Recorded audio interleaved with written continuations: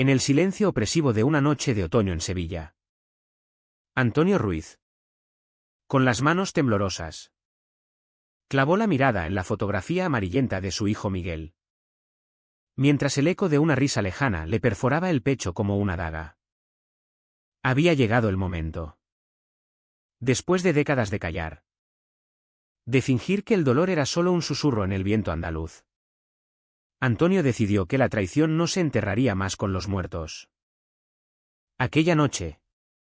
En la víspera del Día de Todos los Santos.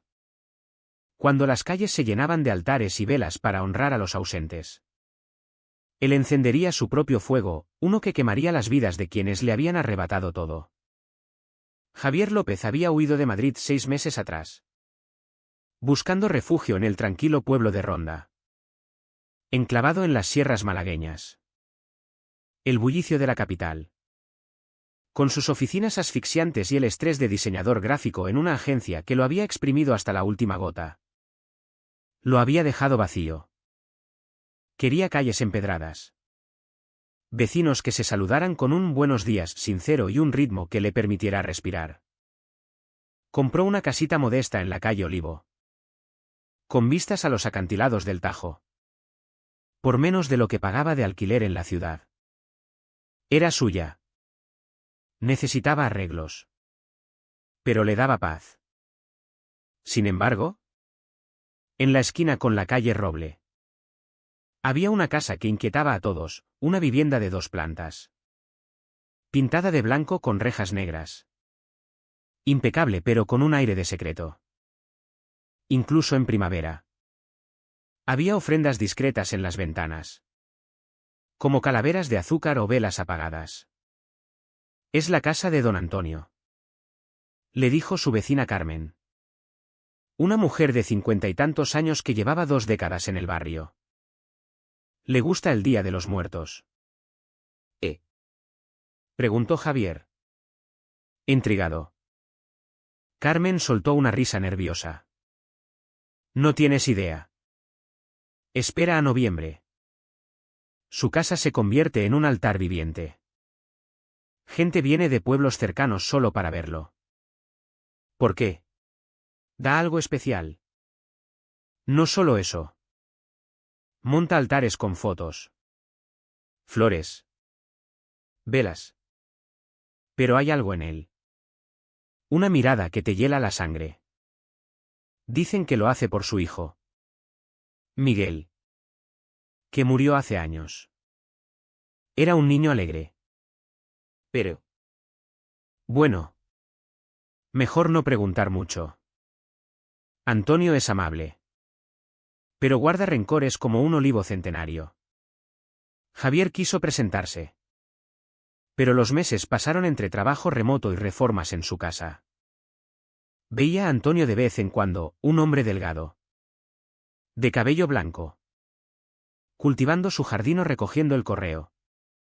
Y se saludaban con un gesto distante. Pero en octubre. Todo cambió. Una tarde. Mientras Javier trabajaba en su ordenador. Oyó un camión detenerse. Miró por la ventana y vio a 2 hombres descargando cajas grandes en la casa de Antonio. Cajas y más cajas. Como si preparara una guerra silenciosa. Al día siguiente. Antonio comenzó a decorar. Desde su ventana. Javier lo observó, colocaba calaveras pintadas en el jardín. Guirnaldas de cempasúchil anaranjadas. Velas que probaba encendiéndolas brevemente. En una semana. La casa se transformó en un altar monumental. Con fotos en blanco y negro de un niño sonriente. Rodeadas de ofrendas que parecían susurrar acusaciones. Antonio. A sus 73 años. Subía escaleras. Colgaba luces. Todo solo. Javier sintió una mezcla de admiración y preocupación. ¿Y si se caía? ¿Y si el peso de esos recuerdos lo aplastaba? El último sábado de octubre. Javier se acercó. Antonio estaba ajustando una calavera mecánica que emitía un lamento bajo al activarse. Don Antonio. El hombre levantó la vista. Sorprendido.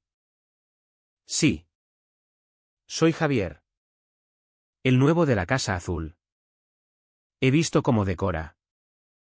Es impresionante. Necesita ayuda. Antonio lo miró fijamente. Como evaluando si era digno de confianza. Ayuda. ¿Por qué? Es mucho para uno solo. Trabajo desde casa. Tengo tiempo. Hubo un silencio tenso. Como si Antonio midiera el riesgo de abrir una grieta en su muro de silencio. Finalmente. Sonrió levemente. Pero con ojos que no lo acompañaban. Está bien. Mañana por la tarde. Javier asintió. Sintiendo que acababa de entrar en un laberinto. Al día siguiente. Javier llegó a las 2. Antonio abrió la puerta. Vestido con pantalones viejos y una camisa remangada. El interior de la casa era ordenado pero cargado de sombras, paredes con fotos antiguas. Muebles desgastados. Muchas imágenes mostraban a una mujer. Probablemente su difunta esposa Isabel. Y a un niño de cabello oscuro. Con una sonrisa que contrastaba con la atmósfera opresiva. Es mi hijo. Miguel. Dijo Antonio al notar la mirada de Javier. Parece un niño feliz. Lo era. Hasta que lo traicionaron. La voz de Antonio se endureció. Como un viento seco del sur. No dijo más.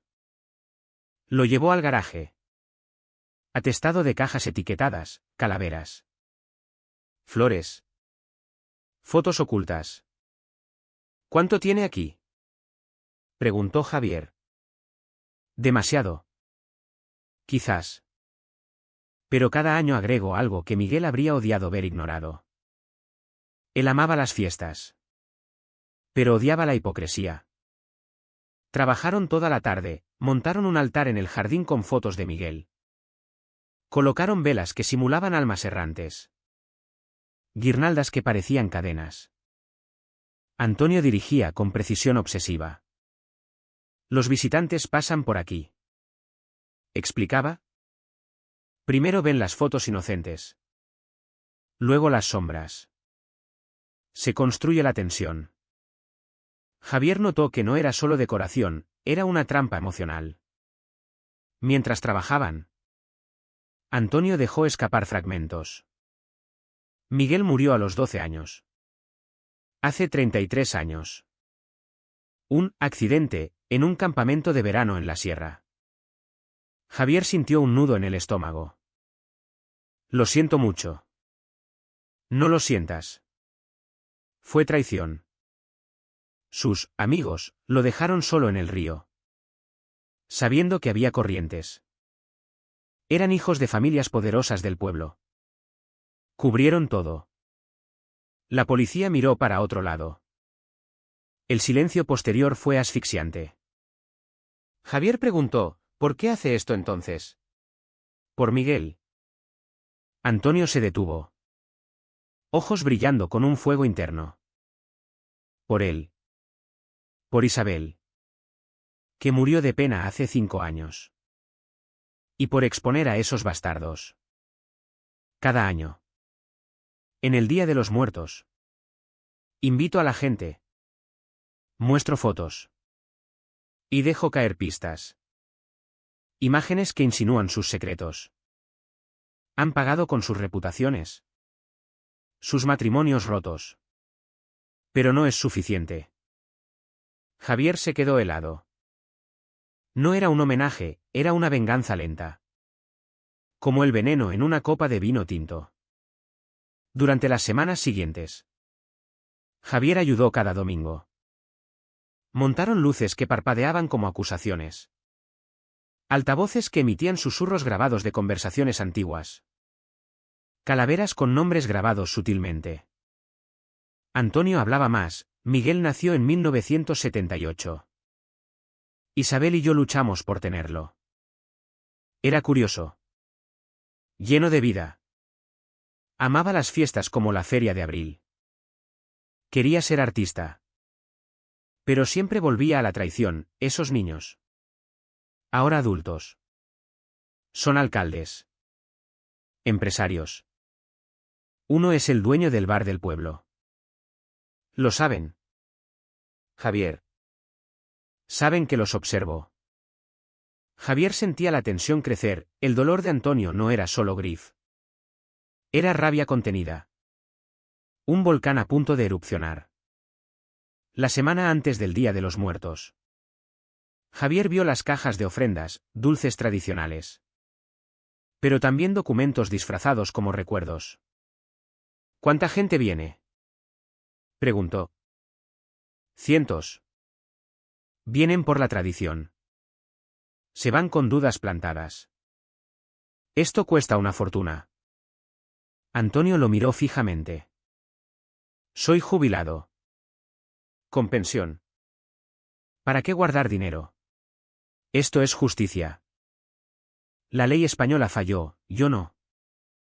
Javier se cuestionaba, ¿ayudaba a un hombre herido o a un vengador loco? El 31 de octubre. Terminaron. La casa era un altar siniestro. Hermoso pero cargado de insinuaciones. Miguel lo aprobaría, murmuró Antonio. Odiaba la falsedad. Javier sintió el peso, gracias por dejarme ayudar. Ven mañana. Necesito testigos. El Día de los Muertos amaneció soleado. Javier llegó temprano. Antonio vestía de negro. Como un fantasma vivo. La gente empezó a llegar, familias honrando muertos. Pero atraídas por el altar legendario. Niños con calaveritas. Adultos con flores. Antonio saludaba. Entregaba dulces. Pero susurraba comentarios, mira esa foto. ¿Recuerdas el accidente del 90? Javier vio como un hombre. El exalcalde. Palidecía al ver una imagen que insinuaba su implicación. La tensión crecía, murmullos se extendían como fuego en seco. Al atardecer. Un hombre de unos 45 años se acercó. Hijo de uno de los implicados. Bonito altar. Antonio sonrió fríamente. Para Miguel. ¿Sabías que tu padre estaba allí? El hombre se tensó. ¿Eso es viejo? La traición no prescribe. Javier intervino. Pero la rabia estalló, el hombre empujó a Antonio. Gritando. La multitud vio, secretos salieron a la luz. Antonio cayó. Pero su mirada era triunfante. Finalmente. Pagan. Aquella noche. La policía llegó. Antonio confesó todo, años de pruebas ocultas. Venganza psicológica. Fue arrestado por difamación y acoso. Pero los culpables originales enfrentaron investigaciones reabiertas. Javier. Testigo. Sintió el precio, la amistad rota. Su propia paz destruida. Antonio. En la cárcel. Escribió, el silencio me mató, la venganza me liberó. ¿Pero a qué costo? El pueblo cambió, traiciones expuestas. Familias destrozadas. Javier se mudó. Perseguido por el eco de un dolor que no era suyo. La venganza. Como un flamenco apasionado. Baila hasta quemar todo a su paso.